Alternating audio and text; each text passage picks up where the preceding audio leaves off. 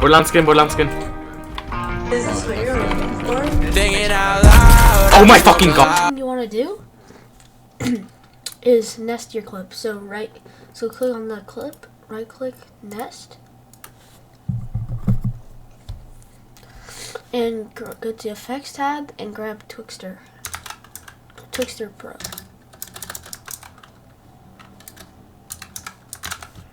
Right here, drag it on. Go to the effects controls tab, scroll all the way down, and then go to where you get the kill. So I'm gonna go right when my ammo drops. So here it goes from 5 to 4. So on the ammo, you want to go 4 frames before, or 4 frames before. So 1, 2, 3, 4. Click that, put the speed to 100, and then go 3 frames ahead, and then put the speed to 300, and then you want to go 3 frames ahead again, and switch this to 50.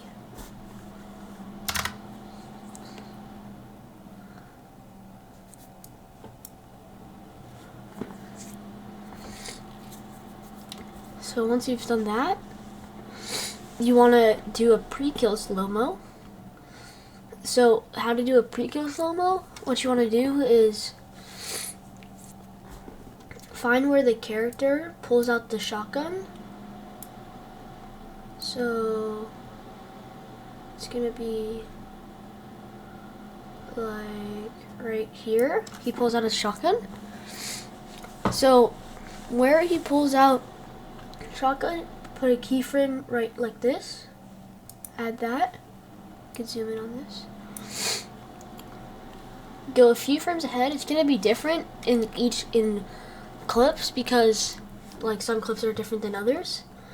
But I'm gonna go about right here. And you're gonna keyframe this to 25.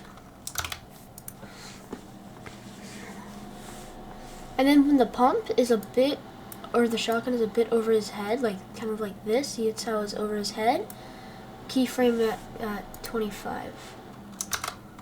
I'm gonna move this a little bit closer there, like that.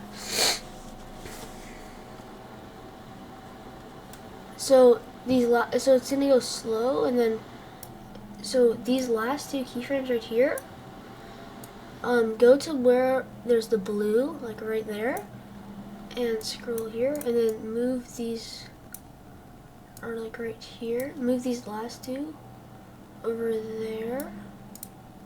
Delete this one. So this one will be 100. So delete this 100, and then move this over here, and over there. And then you just have to like play with them,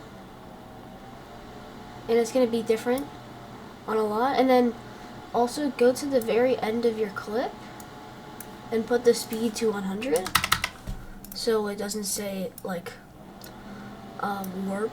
It's not warped. So after you've done that,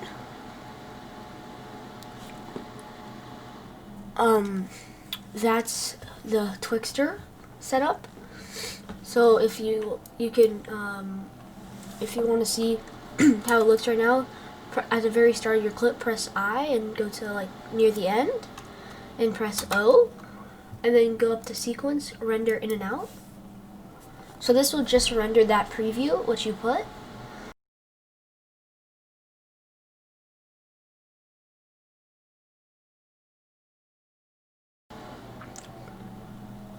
So now if we watch it, see, it's like, I don't have any audio. I can unmute the audio. So. Alright, that's the guy that I had. There's teammates coming over. Oh my fucking god! Like that, what you can do is go over here, and where it goes slow right here in these 2 sections, you can move both of these 2 keyframes forward, so it won't make it as slow. But personally, There's teammates coming over. Oh my!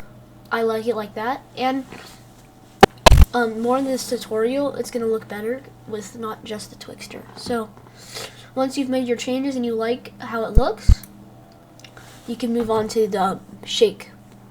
So what you want to do, you want to nest this.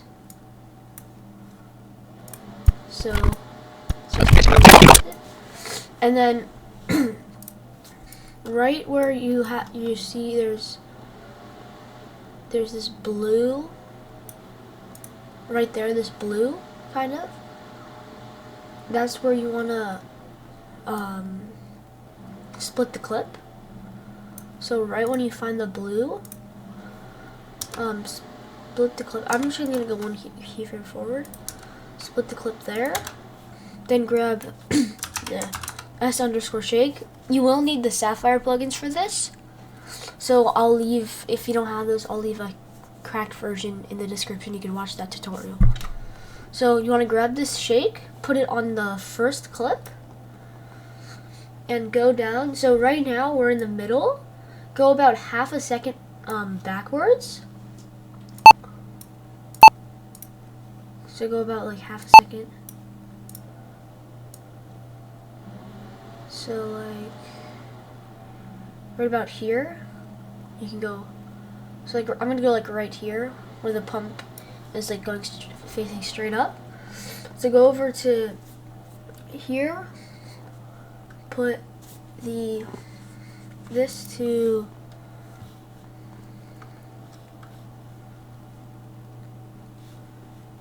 put the amplitude to 0, frequency to 15. Go down to X shake, turn everything off. You can leave the rand on, it doesn't really matter. Go to Y shake, turn the rand amp off, but the wave amp to 40. So after you've done that, the Z shake and tilt shake should be off by default, but if they're not and you want to check, you can turn those things off. So after you've done that, go right here, keyframe the amplitude, and then you want to go to right here at your cut at the very end, and you want to put this to 2.5. And then, so that's it for that side. And then you want to add another shake to the other clip right on this side. And what you want to do is we're going to add a reverse shake. So go to here, put 2.5 so it like carries on nicely. And then you're going to keyframe this, and again go about half of a second forward this time and not backward. So like right here I'm going to go. And then put this to 0. Put frequency to 15. And do everything else. Turn X rand amp off. Y rand amp off. But put the wave amp to 40. And then everything else should be off by default.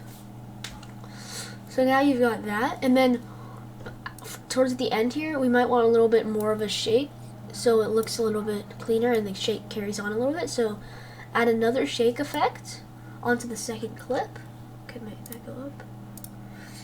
And then you're going to go to the start of the clip, the very start.